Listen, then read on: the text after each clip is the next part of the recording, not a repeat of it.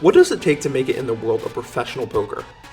My name is Harry, and I made well over $200,000 playing a card game by the time I was 24 years old. But today, I'm going to do something I don't think any poker player has ever done before. Matter of fact, I don't think any poker player has wanted to do this before. I'm going to go back to the beginning. I'm going to go back to square one. I'm going to go back to zero. You're probably wondering, why in the world am I even doing this? Like, what's in it for me? And to be honest, there's not much.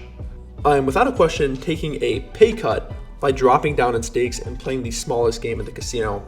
But on behalf of poker players, I think it will be a really cool journey to basically document the start of somebody playing poker and reaching goals that most of us share, which is to play the biggest games that we can find.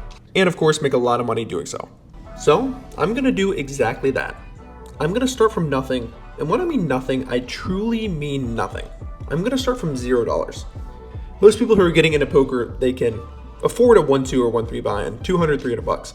But in order to make this simulation as realistic as possible, I'm gonna go out in the real world and earn it. I'm gonna use that money that I earn, which is once again $300, to fund my first 1-2 buy-in at my local casino, which you'll see in this video. After that, depending on whether I win or I lose, either repeat the process, go back in the real world, make $300, or I'll use that money to begin the bankroll challenge. Also, in order to prevent us from going broke, I created this simple bankroll management formula that will hopefully do exactly that. But of course, there are no guarantees. It goes like this. Whichever game we're playing, whatever the max buy-in is of that game, multiply that number by 10. Whenever my bankroll gets over that number, I'll advance to the next game. For example, the local 1-2 max buy-in is $300. 300 times 10, 3,000. The max buy-in at the local 2-5 game is $1,000. So 1,000 times 10 is 10,000. Once the bankroll gets over 10,000, we can now play 5-10. From then, we'll continue this formula until we can play some of the biggest games. So, I think you guys get the hang of it. It's not too complicated, but if we keep on sitting around here talking to a camera in a blue room, we're not going to get anything done. So I'm going to go out in the real world and make our first buy-in. Let's go. I wish I had some cliche, very optimistic story on how I grinded to make my first 300, but that's just not the case. My first idea on going about making $300 was through DoorDash. I have a friend who does it. It's super easy to get signed up, and you can withdraw your money pretty quickly. So I went on the DoorDash website, signed up to become a Dasher, put in my phone number, and then that's when I was stopped because a current Dasher is already using my number. Well, I called customer support, tried to get a hold of somebody. It took about 30 minutes, and at this point, I just took it as a sign from God to just not do DoorDash. To be honest, I also thought about going in my closet, just finding $300 worth of stuff and selling it, but that's pretty lame.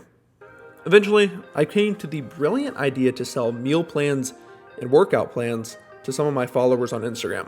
I have learned a few things that have helped me stay in shape while having the most stationary job on the face of this earth, which is a professional poker player. You literally don't move.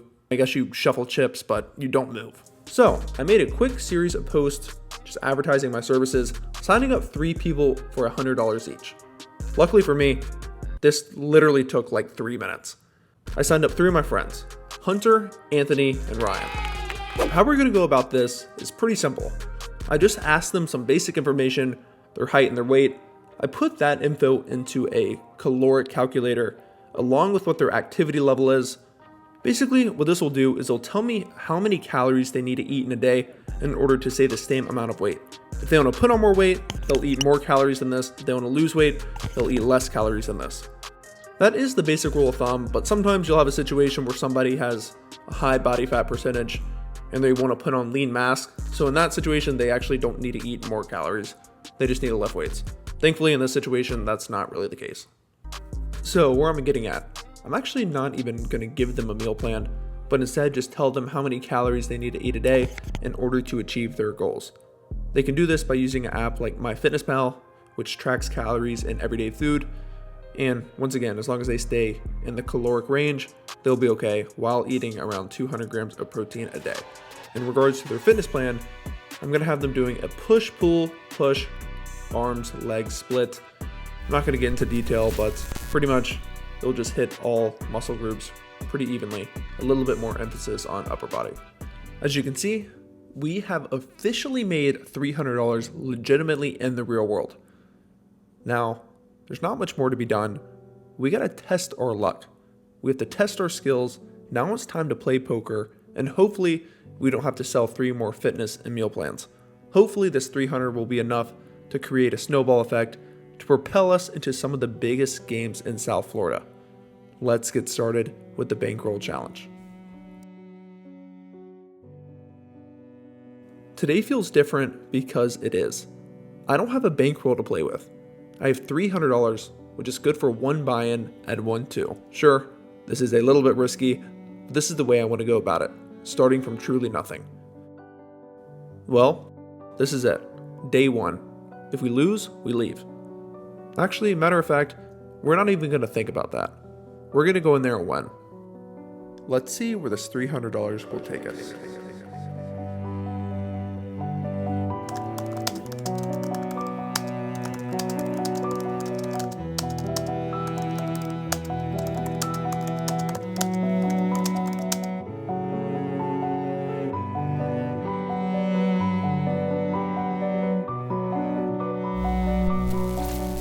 I have to include the very first hand of the challenge, Jack 10 offsuit. I raise it up to $10 in middle position. I think more than half the table calls.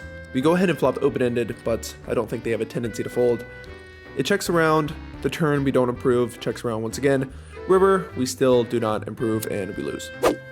Alright, for the first real hand, there's a button straddle, there's 1 call, and we have King 10 offsuit in middle position. I decide to make it 25, and the player who called the initial raise decides to call this one as well. So we're going heads up to a flop where it comes ace queen queen with 2 diamonds. Gut shot, good board for us. I continue with the bet of 25 once it was checked to me, and he decides to make the call. The turn is a miracle jack of spades, so we hit our gut shot, already running good in this challenge. He checks it to me. Now we are not going to be bluffing, we're going to be betting for value.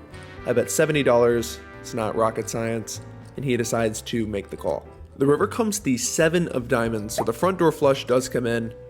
Praying he doesn't lead out, and thankfully he checks it over to me.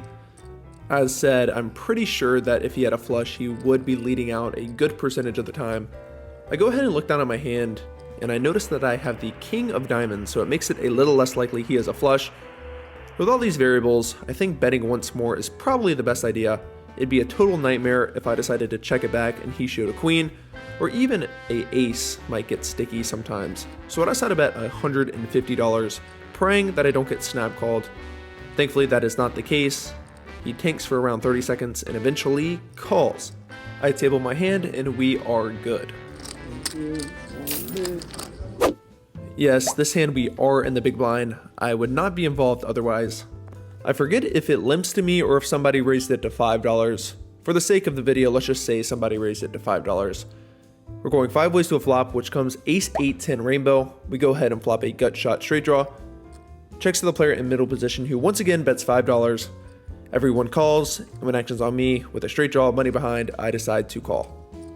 Well, the turn is just magical. It comes the 9 of clubs, so we get there immediately, and it also puts a backdoor flush draw on the board. The small blind checks it to me, and with a extremely strong hand, I bet $25. We see the player in middle position calls, and then the button also calls. Praying that we see a brick on the river, which comes in offsuit 6. The flush draw brick, so we essentially still have the nuts. I don't think anyone has queen jack, considering they just called the turn. Now any 7 is also a straight, but it'll probably be harder to get value from, say, an ace. When action starts off with me, still going to be going for value, but I want to bet big, basically just targeting any random 7s they may have. I bet $100. The middle position folds, and now the player on the button decides to go all in for $116. I obviously snap, I immediately table my hand, and he looks frustrated and mucks. I'm almost certain he had a 7 here, but nonetheless getting some extreme run good early on in the challenge. We finally have a real hand in the big blind. 2 kings. 2 limps to me, I bump it up to $15, and the small blind decides to make the call. The flop comes ace 9 10 rainbow. He checks it, I decide to bet small, and he makes the call. The turn's an 8, definitely not a good board for my exact hand. We lose to any ace, a lot of 2 pairs, a lot of straights. He checks it, and now I decide to check it back. Trying to get a cheap showdown, the river comes a jack. So any queen is now a straight. He leads out for a small bet of $15. I think for the most part, I'm going to be more likely to have queens here than him. Along with just the small sizing, I'm pretty sure he's probably has an ace or two pair, or maybe a small end of the straight. He's trying to blocker bet and set his own price. I decide to raise it up to $70. I just don't think he has a queen here this often. And sure enough, I am completely wrong as I get snap called and he has queen 10 offsuit. So actually one of the few hands I was ahead of on the flop and the turn, but unfortunately he wins this one and he probably gets the max. In this next hand, we're on the button with 6-9 of clubs. A new player sits down with some crazy glasses. He just looks like he's here to give action. He makes it $10 in the hijack.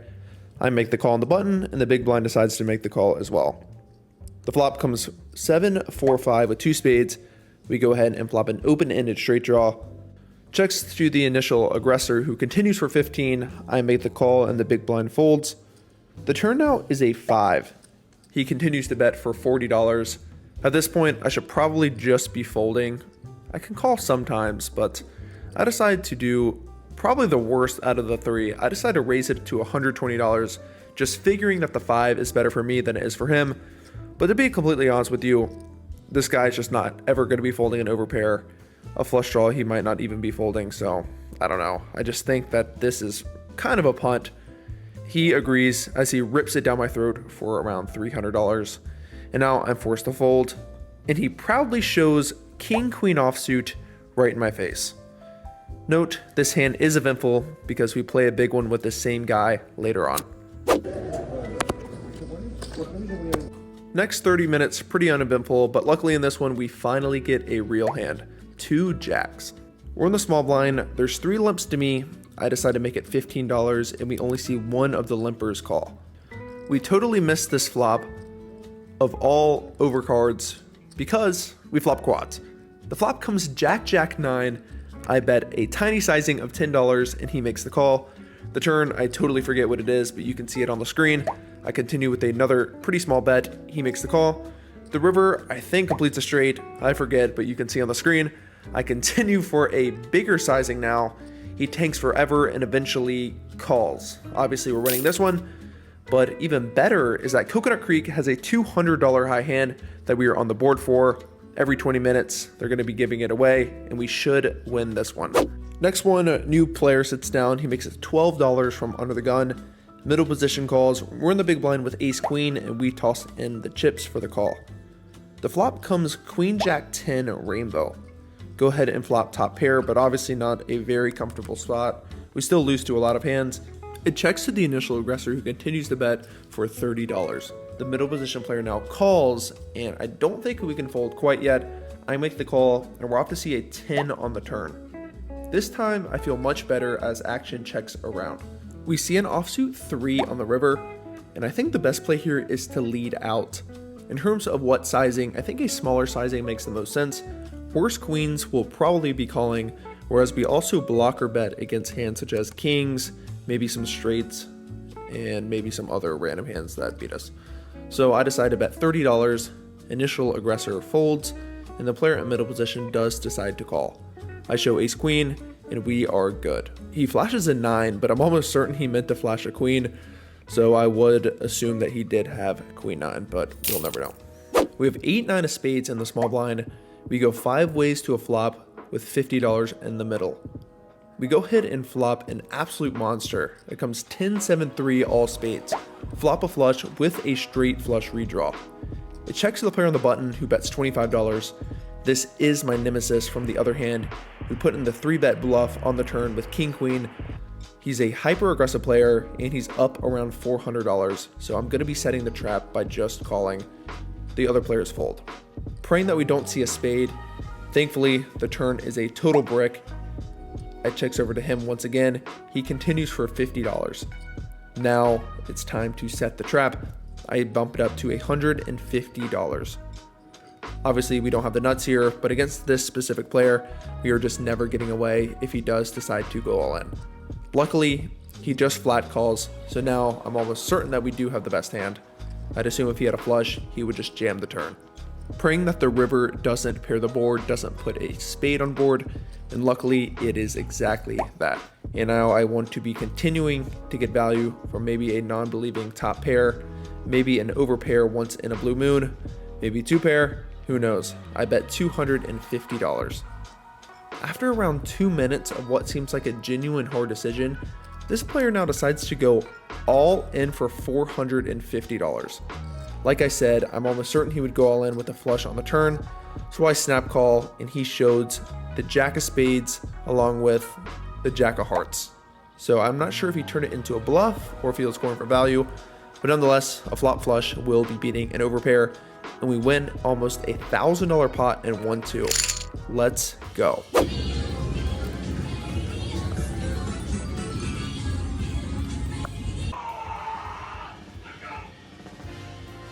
Well, somebody just won in blackjack. Who needs big games? What's the point of playing a game bigger than 2-5? I question myself why I've ever played a game bigger than 1-2. This is ridiculous. We literally can't lose. I'm really tempted to just wrap it up so we have a good foundation to continue this challenge with. I mean, we're up, I think, like $1,300, so I don't know. I'll figure it out. Let's go. Luckily, at this time, we also win our high hand, so $200 extra is going to be going in our stack. For the last hand of this session, for the first episode of the Bankroll Challenge, we have Ace Queen suited. There's a button straddle, there's a call, I make it 30 in late position, the player to my left calls, and the limper also calls. The flop comes queen high, comes queen 3-5 rainbow. I decide to bet 45 and they both fold. So for the last hand of the night, perfect time to cash out in what was literally the best possible session we could have asked for, starting the Bankroll Challenge. Let's go. Okay, wait, I'm sorry, that was not the last hand. This right here is. I have Jack 8 suited, there's a few limps, some player raises, I put in a 3-bet on the button, and that same player is not done as he puts in a 4th bet. It takes some severe discipline to not tangle with them, considering I have a $1,500 stack at 1-2, but no, this is a Bankroll Challenge, I'm disciplined, I release the cards into the muck, and now it's time to get out of here for real.